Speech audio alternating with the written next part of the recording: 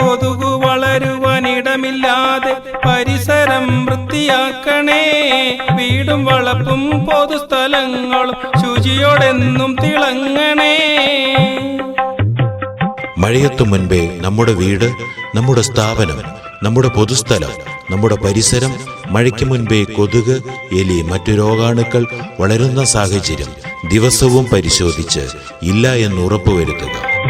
കുപ്പിച്ചിരട്ട, plastic കപ്പുകളിട്ടു മൂടിയ plastic ഷീറ്റുകൾ, മുട്ടത്തോട് പോലും കൊതുകിന്റെ വളർത്തു കേന്ദ്രമതോർക്കണം.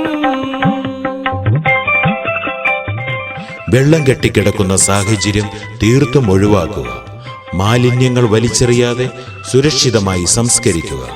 മഴക്കാല പൂർവ്വ ശുചീകരണ പ്രവർത്തനങ്ങളിൽ പങ്കാളികളാവുക.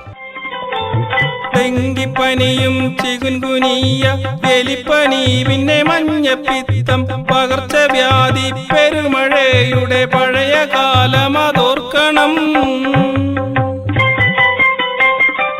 ഞായറാഴ്ചകളിൽ ഉണക്കദിനം അഥവാ ഡ്രൈ ഡേ ആചരിക്കുക. ഏതു പനിയും ഡെങ്കിപ്പനി, ചിക്കൻ ഗുനിയ, മലമ്പനി, എലിപ്പനി എന്നിവയുമാകാം. തിളപ്പിച്ചാറിയ കുടിവെള്ളം മാത്രം അതിഥികൾക്ക് നൽകണേ. വിളിച്ചു വരുത്തി മഞ്ഞപ്പിത്തം തിരിച്ചു നൽകരുതോർക്കണം. സ്വയം ചികിത്സയരുത്. രക്തപരിശോധനയ്ക്കും ചികിത്സയ്ക്കും ഏറ്റവും അടുത്ത പ്രാഥമികാരോഗ്യ കേന്ദ്രത്തെ സമീപിക്കുക. ബിരിയാണി ചെമ്പ് തുറക്കും മുമ്പേ കുടിവെള്ളം തിളച്ചാറണം. നിറം കലർത്തി തണുത്ത വെള്ളം കൊടുക്കും പണിയത് നിർത്തണം.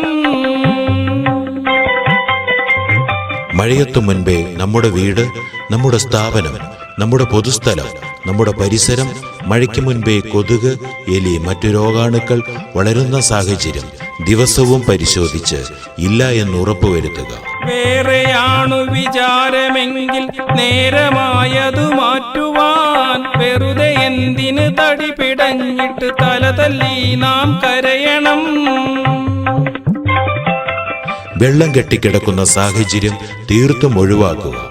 മാലിന്യങ്ങൾ വലിച്ചെറിയാതെ സുരക്ഷിതമായി സംസ്കരിക്കുക. മഴക്കാല പൂർവ്വ ശുചീകരണ പ്രവർത്തനങ്ങളിൽ പങ്കാളികളാവുക. കൊതുകു വളരുവാനിടമില്ലാതെ പരിസരം വൃത്തിയാക്കണേ.